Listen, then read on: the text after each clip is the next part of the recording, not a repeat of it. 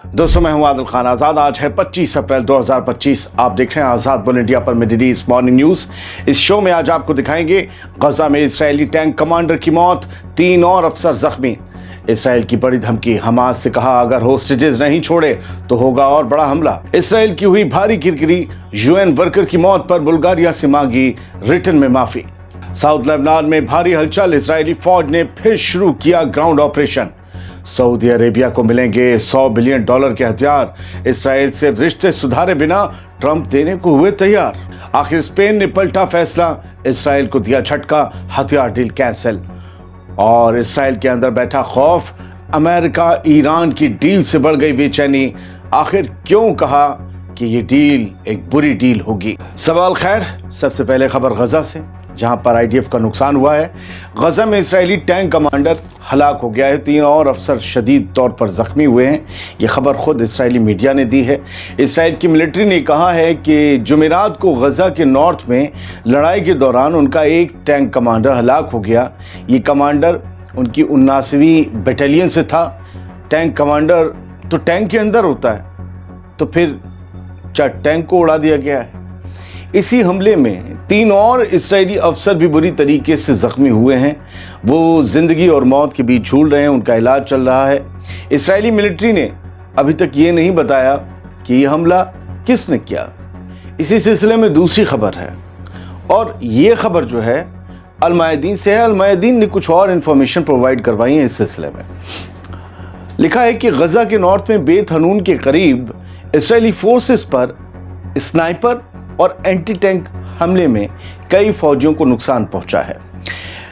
जो शुरुआती रिपोर्ट्स हैं उनके मुताबिक एक इजरायली टैंक कमांडर एक स्नाइपर की गोली से हलाक हो गया। यानी दूर बैठे, वो दूरबीन लगाए हुए दूर बैठे किसी हमास या पीआईजे के किसी स्नाइपर ने, किसी लड़ाके ने, किसी बंदूकबाज ने अपनी राइफल से इस टैंक मैन को निशाना बनाया, इस टैंक कमांडर को निशाना बनाया है।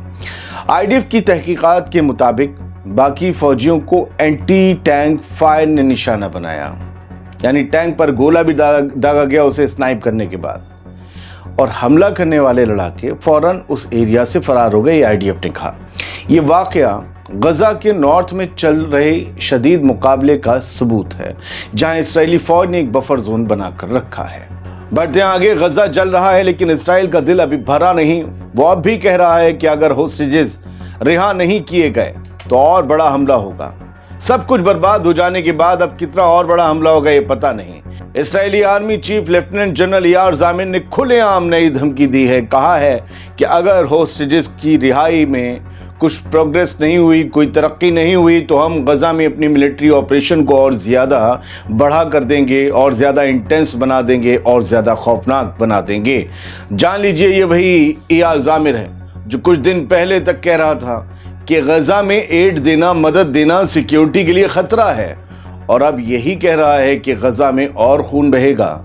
गजा में पहले ही 51,000 से ज्यादा लाशें गिर चुकी हैं, लेकिन एआल जामिर के लिए वो शायद वार्म अप था, जैसे एक मैच से पहले प्रैक्टिस मैच होता है ना, वैसा। जंग रोकने के बजाय इसराइल ने फिर से जुल्म के वर्जन 2.0 की तैयारी शुरू कर दी है। ये धमकी हल्के में ना ली जाए।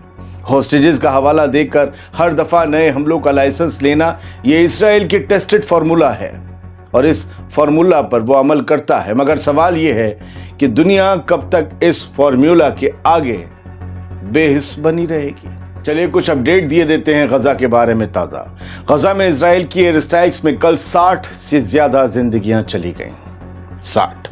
जमीन और आसमान लहूलुहान हो गए और इंसान सिर्फ राख बनकर रह गया। इसराइल के जुमेरात की एयर स्ट्राइक्स ने गजा में कम से कम 60 लोगों की या 60 से ज्यादा लोगों की जान ले ली। ये स्ट्राइक्स उस वक्त हुई जब इजरायली आर्मी चीफ ने खुली धमकी दी कि अगर होस्टेजेस रिहा ना हुए तो हमला और ज्यादा बड़ा और ज्यादा खौफनाक होगा। लगता है उनके पायलट्स ने फौरन सुना और टप टप बम मारे और रूहें उड़ गई। होस्टेजेस के नाम पर हर बार गजा को कुर्बानी का बकरा बनाया जाता है, लेकिन 60 से ज्यादा मौतों का जवाब कौन देगा? गजा में सीज फायर टूटने के बाद से शहीद हुए फलस्तीनियों की तादाद 2000 के करीब पहुंच गई है। ये नए खौफनाक आंकड़े आज ही जारी हुए हैं जो हैरत में डाल देते हैं। ایک طرف اسرائیل غزہ پر حملے کر کے چوڑا ہوتا ہے، دوسری طرف ایسے ہی حملوں کے لیے چپ چاپ معافی بھی مانگ رہا ہے۔ معافی مانگنے کے باوجود اسے وارننگ بھی دی جا رہی ہے۔ بلغاریہ ایک ملک ہے۔ بلغاریہ کا دعویٰ ہے کہ اسرائیل نے یونائٹڈ نیشنز کے ورکر کی موت پر معافی مانگی ہے۔ دراصل یونائٹڈ نیشن میں تمام مختلف ممالک کے لوگ کام کرتے ہیں، تو یہ بلغاریئن تھا جو مارا گیا۔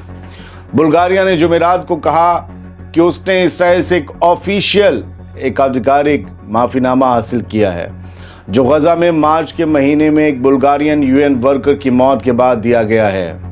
بلغاریہ کے فارن منسٹر جارج گیورگیو نے وارننگ دیتے ہوئے کہا کہ ایسی ٹریجڈیز دوبارہ نہیں ہونی چاہیے۔ وارننگ دی، ہیومینیٹیرین ورکرز کی حفاظت ہماری سب سے بڑی ترجیح ہے، یہ انہوں نے کہا۔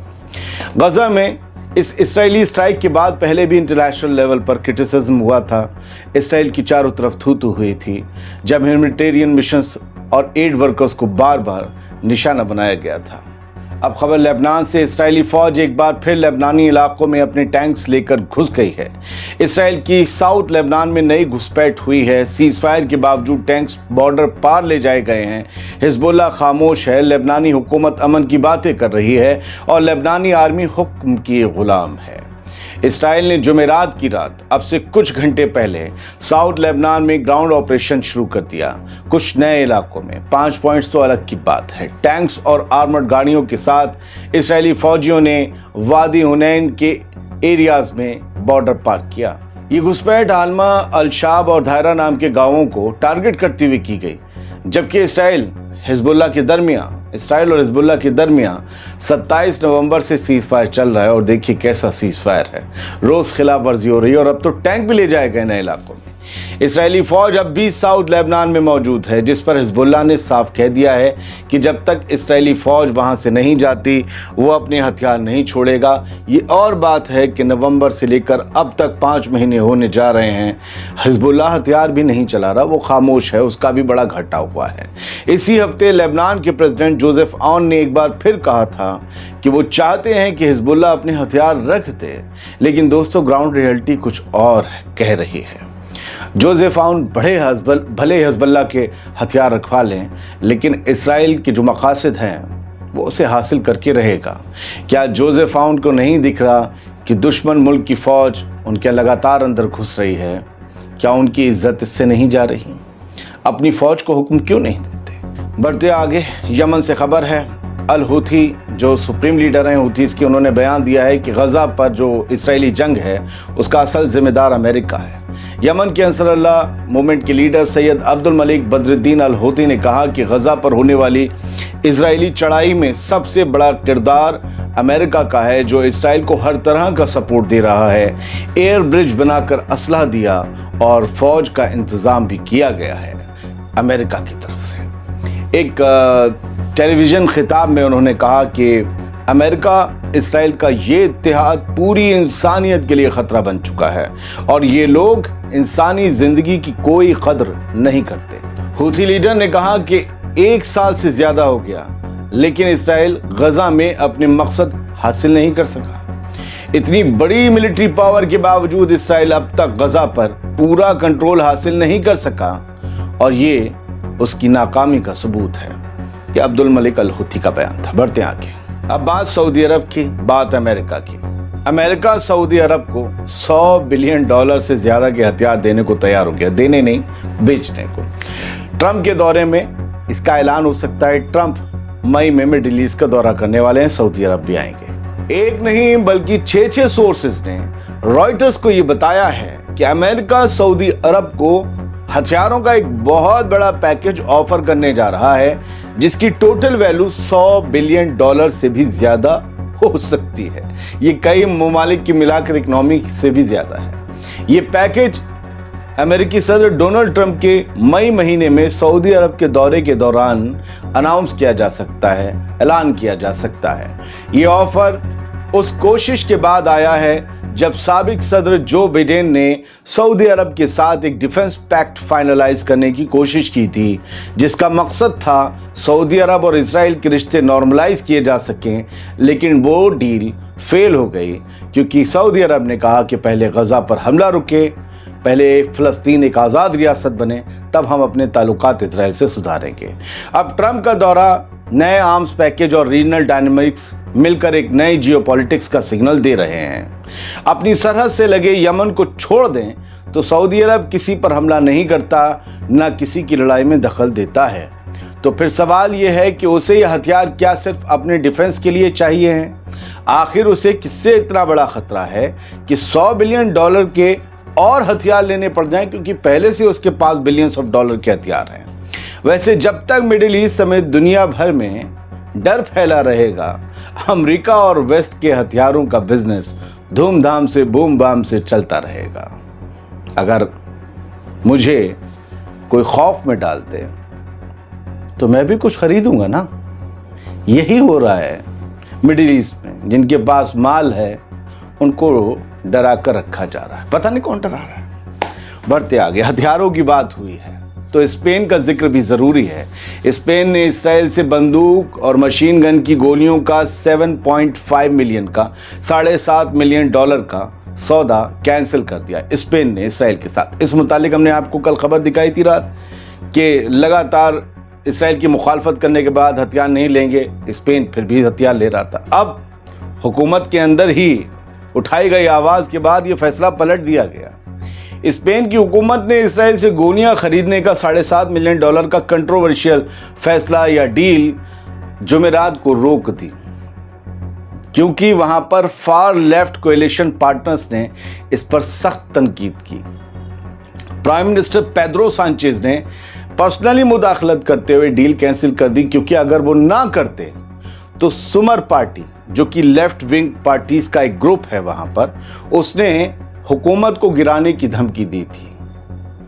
यानी स्पेन की अंदरूनी सियासत ने एक बार फिर इसराइल के साथ होने वाला फौजी सौदा रोक दिया है, नेतन्याहू के अरमानों के साथ खेल कर दिया है और गजा के इशू पर इससे यूरोप के अंदर बदलती हवा का भी पता चलता है। अब बात के लेते हैं ईरान की वजह से इसराइल में फैले उस डर की, जिसके तहत इसराइल को लग रहा है कि अमेरिका ईरान के साथ एक खराब डील की तरफ, एक बैड डील की तरफ बढ़ रहा है, जो इसराइल के लिए नुकसान ला सकती है। इसराइल ने खुली वार्निंग दी है कि अमेरिका और ईरान के दरमियान जो बातचीत चल रही है वो एक ऐसी बैड डील की तरफ जा रही है जो ईरान को न्यूक्लियर बॉम्ब हासिल करने से नहीं रोक पाएगी। जी, ये डर है इसराइल का। इसराइली टीवी चैनल 12 के मुताबिक नेतन्याहू और उनकी हुकूमत का कहना है कि ये बातचीत प्रेसिडेंट डोनाल्ड ट्रंप के हुक्म पर हो रही है और इस प्रोसेस में इसराइल को पूरी मालूमात नहीं दी जा रही। यानी ईरान और अमेरिका की बातचीत की मालूमात नहीं दी जा रही इसराइल को। इसराइली ऑफिशियल्स ने कंसर्न उठाया कि अमेरिका के एनवॉय स्टीव विटकॉफ और इसराइली मिनिस्टर रॉन डर्मर के दरमियान डायलॉग तो चल रहा है, बातचीत तो हो रही है, लेकिन असली और सेंसिटिव पॉइंट्स अमेरिका सिर्फ अपने तक रख रहा है, इसराइल के साथ शेयर नहीं कर रहा।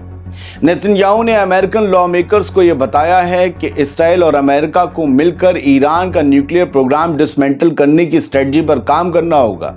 ईरान का न्यूक्लियर प्रोग्राम खत्म करना होगा, वरना एक और रीजनल क्राइसिस तय है, इलाकाई एक और टेंशन बढ़ जाएगी। इस दौरान डोनाल्ड ट्रंप ने यह कहा कि हम ईरान के साथ डील के रास्ते पर अच्छी तरह से आगे बढ़ चुके हैं।